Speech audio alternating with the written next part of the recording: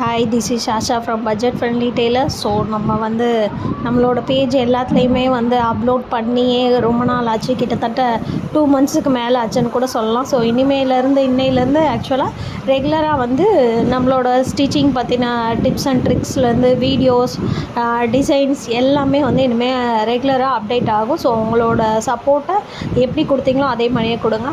So இன்றைக்கி நம்ம என்ன பார்க்க போகிறோம்னு பார்த்தீங்கன்னா, இந்த ப்ளவுஸை எப்படி ஸ்டிச் பண்ணணுன்றது தான். ஸோ ஃபஸ்ட் ஆஃப் ஆல் பார்த்திங்கன்னா, ஃப்ரண்ட் பார்ட்டு பார்த்திங்கனாலே தெரியும். இது நான் லைனிங் எப்படி கட் பண்ணியிருக்கேன் அப்படின்னு பார்த்தீங்கன்னா, ஆம்கோல் சைடு எப்பயும் போல் நார்மலாக கட் பண்ணியிருக்கேன். அதாவது பேக் பார்ட்டை வச்சு ஆம்கோல் கட் பண்ணியாச்சு.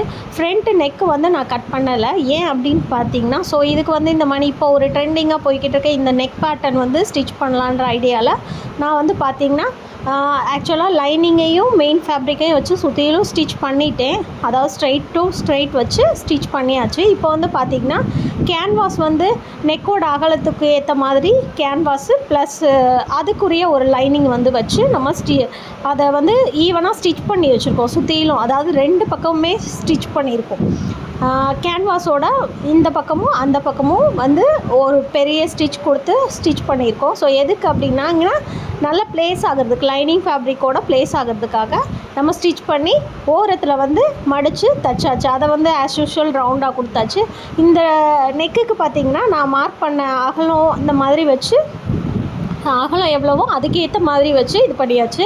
இப்போ பார்த்திங்கன்னா நெக்கோட அகலம்னு இருக்குது பார்த்திங்களா. நம்ம எப்போயுமே ஒரு 1/4 inch 1/2 inch நெக்குக்கு எக்ஸஸ் விட்டு தான் கட் பண்ணுவோம். ஸோ இதில் நான் டேரெக்டாக கேன்வாஸ் எப்படி எடுத்திருக்கேன் அப்படின்னா, நெக்கோட மொத்த அகலம் இப்போ 3 அகலம்னா 3 அந்த மாதிரி கால்குலேட் பண்ணி தான் நான் கட் பண்ணியிருக்கேன். ஏன் அப்படின்னு பார்த்தீங்கன்னா, கரெக்டாக அந்த பாயிண்ட்லேருந்து தான் அதாவது நம்மளோட கேன்வாஸ் இருக்குது பார்த்திங்களா, அதுக்கு தள்ளி கரெக்டாக அதுவும் லைனிங் கிளாத்துக்கும் கேப் இருக்கிற இடத்துல தான் நம்ம ஸ்டிச் போட போகிறோம். ஏன்னா அப்போ தான் நம்ம அதை திருப்பும்போது குட்டி குட்டி கட் கொடுத்து திருப்புறோம் பார்த்திங்களா, திருப்பும்போது அப்படியே அந்த கேன்வாஸ் நம்ம இப்போ கேன்வாஸையே ஸ்டிச் பண்ணி கட் பண்ணோம்னா அதை திருப்பும்போது அந்த இடத்துல கொஞ்சம் முடமுடப்பாவோ ஒரு டிஸ்டர்பன்ஸ் இருக்கிற மாதிரி இருக்கும். ஸோ இதே இது நீங்கள் கரெக்டான அளவுலையே நீங்கள் மார்க் பண்ணி கட் பண்ணிவிட்டு அந்த லைனிங் கிளாத்தில் நம்ம கேன்வாஸை வச்சு ஸ்டிச் பண்ணிவிட்டு அதுக்கப்புறம் நம்ம மெயின் ஃபேப்ரிக்கோடு வச்சு ஒரு 1/4 inch அதாவது ஒரு புள்ளி தள்ளி ஸ்டிச் பண்ணும்போது திருப்பும்போது நம்ம கேன்வாஸில் என்ன டிசைன் பண்ணமோ அது மெயின் ஃபேப்ரிக்கில் அப்படியே ரிஃப்ளெக்ட் ஆகும். சரிங்களா? இந்த மாதிரி நம்ம ஸ்டிச் கொடுக்குறனால நம்மளுக்கு திருப்பும்போது இன்னும் ஈஸியாக இருக்குது. பார்த்திங்கனாலே தெரியும் உங்களுக்கு அந்த வளைவெல்லாம் எவ்வளோ ஒரு அக்யூரேட்டாக வந்திருக்குன்னு பார்த்தீங்களா. ஸோ ஒருவேளை நீங்கள் அந்த மணி வரணும்னு நினச்சிங்கன்னா அந்த மணி பின் வச்சு சில பேர் அந்த மணி பண்ணுவாங்க. ஸோ அந்த மணி தேவை இருந்தால் நம்ம பண்ணிக்கலாம். இப்போ அது மேலேயே ஒரு பதிச்சு தையல் அப்படின்னு சொல்லுவாங்க. ஸோ அந்த மணி பண்ணிக்கலாம். ரொம்ப ஈஸியாக தான் இருக்கும். ஈஸின்றதை விட இந்த மணி கொஞ்சம் எக்ஸஸ் ஒர்க்கு வச்சு நம்ம பண்ணும்போது ஃபினிஷிங் ரொம்ப நீட்டாகவும் இருக்கும். அதோட அவுட்புட் நம்மளுக்கு பார்க்குறதுக்கு அவ்வளோ அழகாக இருக்கும். இந்த மாதிரி கேன்வாஸ் வச்சு ஸ்டிச் பண்ணும்போது நம்ம செஸ்ட்டு இடத்துல அதாவது முதுகுலேயோ முன்பக்கத்துலேயோ பார்க்கும்போது மடங்காமல் நீட்டாக இருக்கும். ஸோ அதுதான் இது பார்த்திங்கன்னா ஆப்போசிட் சைடு 2 சைடுமே நான் ஸ்டிச் பண்ணிகிட்டே பார்த்திங்கனாலே தெரியும் எவ்வளோ அழகாக வந்திருக்குன்னு. ஸோ இப்போ பேக் பார்ட்டுக்கு சேம் மெத்தடில் கேன்வாஸ் நான் கட் பண்ணி அதை ஸ்டிச் பண்ணி 2 பக்கமும் ஸ்டிச் பண்ணி எக்ஸஸ் சுற்றிலும் மடித்து தைச்சி வைக்க போகிறேன். ஸோ இதே மெத்தடில் தான் பேக் பார்ட்டில் இன்னொன்று இருக்குது. நீங்கள் பார்த்தீங்கன்னா தெரியும். என்னென்னு பார்க்குறீங்களா? இப்போ இந்த ஒரு ட்ரெண்டிங் சாரீ நம்ம பார்த்துட்ருக்கோம். ஸோ அந்த சாரியில் ப்ளவுஸ் இந்த மாதிரி தான் வந்திருக்கும். சில பேருக்கு பெரிய கை ஓகே, சில பேருக்கு சின்ன கை. ஸோ இந்த ப்ளவுஸ் அலோவ் ப்ளவுஸில் சின்ன கை தான். ஸோ மீதி எக்ஸஸை நான் அதை என்ன பண்ணேன்னு தெரியாமல் இல்லை. ஸோ அதை ஒரு டிசைனாக கொண்டு வந்துருமேன்றதுக்காக பின் பக்கத்தில் கீழே அதே ஸ்கேலப் டிசைன் வர மாதிரி நான் கொண்டு வந்திருக்கேன். ஸோ இது யாருக்கெல்லாம் பிடிச்சிருக்கோ மறக்காமல் ஒரு கமெண்ட் பண்ணிடுங்க. ஸோ இந்த ட்ரிக்ஸை நான் யூஸ் பண்ணது எப்படி இருக்குன்னு கமெண்ட் பண்ண மறந்துடாதீங்க. ஸோ பின்பக்கத்துக்கு நான் என்ன ஒரு மாதிரி பண்ணியிருக்கேன்னா, அளவு இருக்குது பார்த்திங்களா. ஆக்சுவலாக நம்ம அளவு எக்ஸஸ் 2 inch கீழே மடிக்கிறதுக்காக நம்ம வச்சுருக்கோம். ஸோ அதை பின்பக்கம் பார்த்திங்கன்னா எப்பயும் நம்ம 4 inch டாட் வைப்போம் பார்த்திங்களா. ஸோ அதை 5 inch வச்சு நான் பின்பக்கம் ஸ்டிச் பண்ணியிருப்பேன். அதாவது ஸ்டிச் பண்ணி பரட்டி அடிச்சிருப்பேன். பரட்டி அடித்து இப்போ சுற்றிலும் தையல் போட்டாச்சு.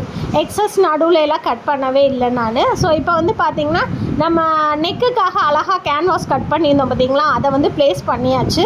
அதுக்கப்புறம் பார்த்திங்கன்னா நாட்டு இப்போ வந்து இதை நம்ம தச்சுட்டு நம்ம எடுத்து அதுக்கப்புறம் நாட் வைக்கும்போது அங்கே ஸ்டிச்சஸ் கொஞ்சம் அதிகமாக தெரிகிற மாதிரி இருக்கும். ஸோ அதனால் நான் வந்து இந்த கேன்வாஸ் ஃபேப்ரிக்கும் மெயின் ஃபேப்ரிக்கும் சென்டரில் வந்து நாட்டை செட் பண்ணிவிட்டேன். ஸோ இதுக்கப்புறம் பார்க்கும்போது நீட்டாக இருக்கும். அந்த இடத்துல கொஞ்சம் எக்ஸஸ் தையல் போடும்போது கொஞ்சம் நீட்டாக இருக்கும், அவுட்லுக் கொஞ்சம் நல்லாயிருக்கும். நம்ம இந்த இதை தச்சு முடிச்சுட்டு அதுக்கப்புறம் நாட்டு வைக்கும்போது அந்த இடத்துல நிறைய தையல் போட வேண்டியது இருக்கும். ஸோ அது தெரியாமல் இருக்கிறதுக்காக இந்த மாதிரி ஒரு மெத்தடை யூஸ் பண்ணியிருக்கேன். ஸோ பின்பக்கம் யாருக்கெல்லாம் ரொம்ப பிடிச்சிருக்கோ மறக்காமல் கமெண்ட் லைக் பண்ணிடுங்க. ஏன்னா அவ்வளோ அழகாக வந்திருக்கு, உங்களுக்கு பார்க்கும்போதே தெரியும். பின்பக்கம் வந்து எவ்வளோ இந்த நெக்குக்கு இந்த மாதிரி கீழே இருக்கும்போது ரொம்பவே நல்லாயிருக்கும். ஸோ இப்போ வந்து பார்த்திங்கன்னா நான் சொன்ன மாதிரியே அந்த கேன்வாஸ்க்கு வெளியே கரெக்டாக கேன்வாஸ் முடிகிற இடத்துல தான் நான் பொடி தையலாக போட்டிருக்கேன். ஏன் அப்படின்னு பார்த்திங்கன்னா நம்ம ரொம்ப ஒரு 4 ஃபேப்ரிக் மாதிரி வச்சுருக்கோம். இருந்தாலும் நம்ம குட்டி குட்டியாக கட் பண்ணும்போது வந்து அந்த டேமேஜஸ் எதுவும் ஆகாத அளவுக்கு நம்ம தையல் வந்து திக்காக விழுகிறதுக்காகவும் கூட வச்சுருக்கோம். இப்போ இதுக்கப்புறம் வந்து குட்டி குட்டியாக கட் பண்ணிவிட்டு சேம் மெத்தட் தான், அதாவது பின் கழுத்துக்கு முன் கழுத்துக்கு நம்ம எப்படி செஞ்சோமோ அதே மாதிரி முன் கழுத்துக்கு.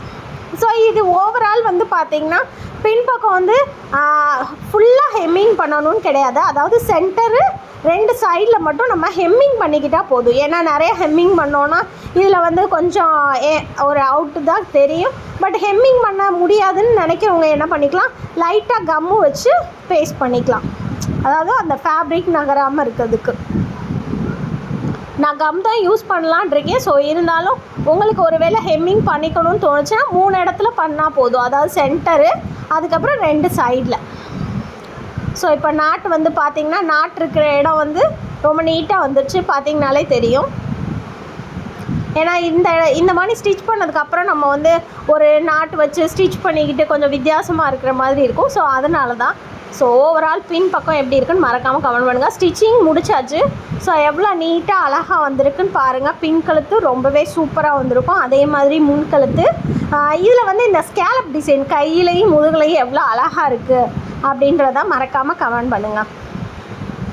ஸோ நான் இந்த ப்ளவுஸை இந்த மாதிரி தான் தச்சுருக்கேன். ஸோ இந்த ப்ளவுஸை நான் தச்ச மெத்தட் வந்து யாருக்கெல்லாம் பிடிச்சிருக்கோ மறக்காமல் ஃபாலோ அண்ட் சப்ஸ்கிரைப் பண்ணிடுங்க.